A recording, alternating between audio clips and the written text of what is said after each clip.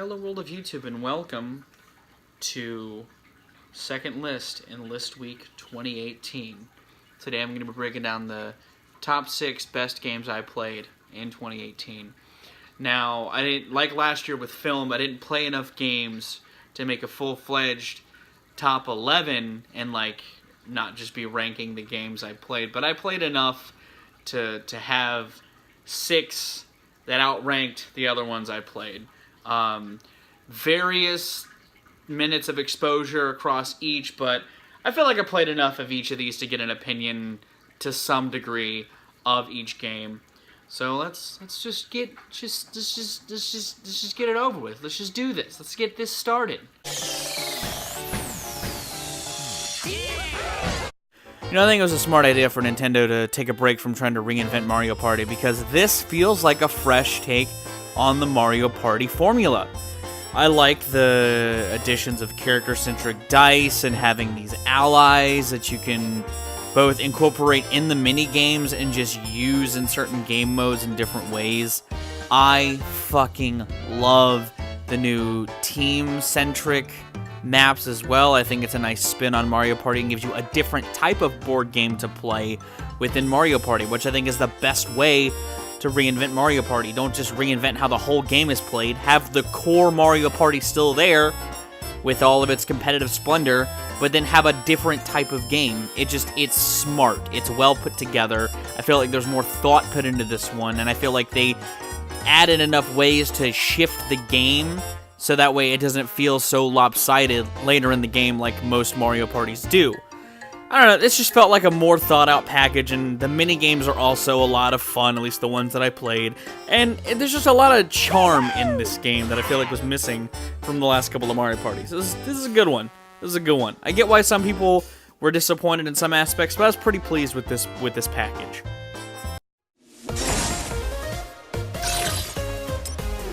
While I think it falters on the soundtrack, which is a core component of a good Mega Man game, everything else built around it is really, really good. I love the platforming in this game. I think that each level has its own dynamic type of platforming that I think works. I love the addition or the continuation of mid-level bosses. I think they elongate the level without being needlessly repetitive. I think the gear system is okay. I like the concept of it, and a buddy of mine reminded me that it basically turns this game into a Beautiful Joe style game, which I'm all about, but I feel like it should have been implemented a little better into the game, and I think the bosses are all really charming. I also like that this game is hard. It's that Mega Man standard of difficult. It's not a cakewalk to complete, but it provides a good challenge, and it's a really fun game. It's certainly better than Mighty No. 9, which I think is what Capcom was hoping for, given that the design of this game looks shockingly like Mighty No. 9. But that's a video for another day. I like Mega Man 11. I think it's a great return to form for Mega Man. I love the nostalgic nods it has to the franchise, and I think this is another great addition in a well-established franchise.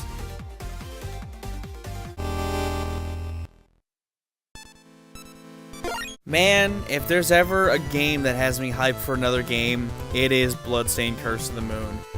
I feel like IGA is doing this hype for this machine much better than Mighty No. 9 did, and I adore this prequel game. I love the charm within the graphics. I think the music is so goddamn good. I like the shift in style subtly through the characters that they allow you to play as. It feels like a Castlevania game, but it also feels like something fresh. I love the enemy designs, I adore the boss designs, and I adore the level aesthetics. I think that this game has a lot of gothic charm that I just love, and I'm so excited for Bloodstained. I hope it's as good as this prequel game is, because this game is everything a Classicvania game was, and is a really challenging dip back into a style of game I didn't think I'd get a new version of ever again.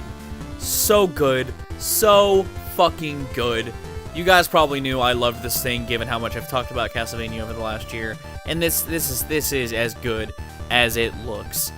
Ah, so excited for the next game.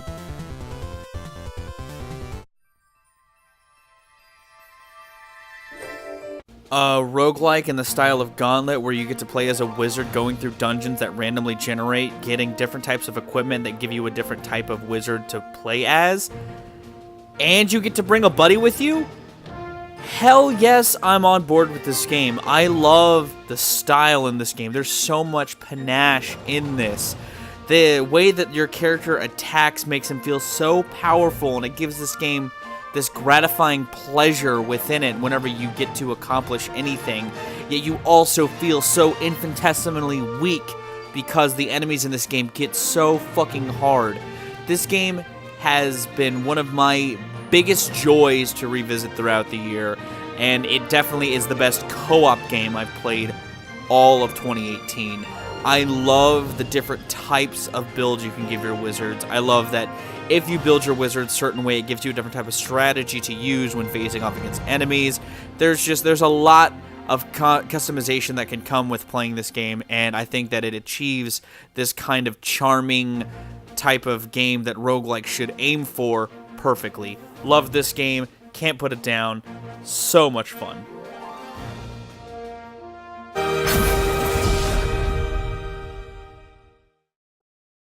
The only thing I've gotten to do in this game is fight. I haven't played the single player mode. I haven't really done anything single player with this game.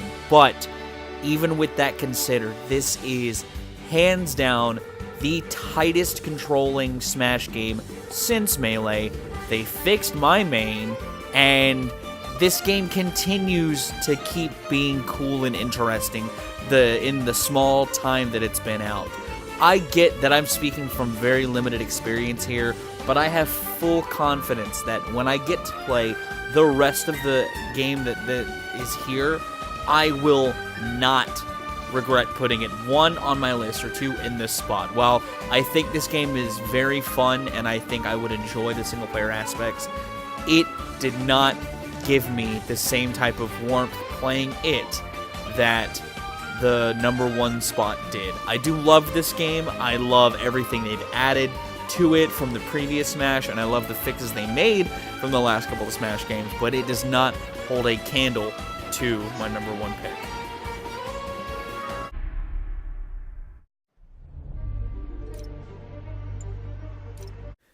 This has been a great year for Spider-Man, which I'll talk about in another one of these lists, but Jesus Christ, is this game so much fun to play. It's like playing a year's worth of Spider-Man comics in a nice, huge package. Insomniac went all out in making this a stylish game full of so many nooks and crannies for you to find while just swinging around New York.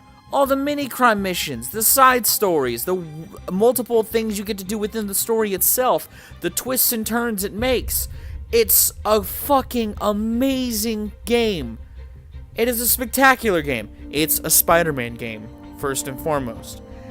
As a guy who has a deep-seated love for Spider-Man, this gives me such inane pleasure. It is so satisfying to swing through the city, stop crimes, and fight a myriad of villains from Spider-Man's varied history.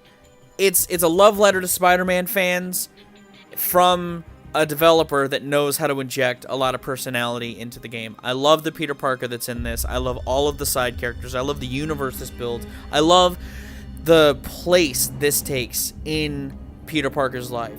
Such a good game. I haven't wasted, but I've spent so much time playing this. I can't put it down. It is, without a doubt, the most fun I've had with a game in 2018. Spider-Man PS4, hands down, one of the best games of this decade, and hands down the best game of 2018. That was my list. Hopefully I can do 4 games in 2019 what I did for movies in 2018 and play a little more, get my hands into some newer stuff. But we'll see what the year brings. Hopefully you enjoyed this list. I'd love to know what some of your favorite games of the year are, but I'm going to go. I have been Viral Rack. You guys have good days, lives, and situations, and I'll see you another day. Really tomorrow, but another day.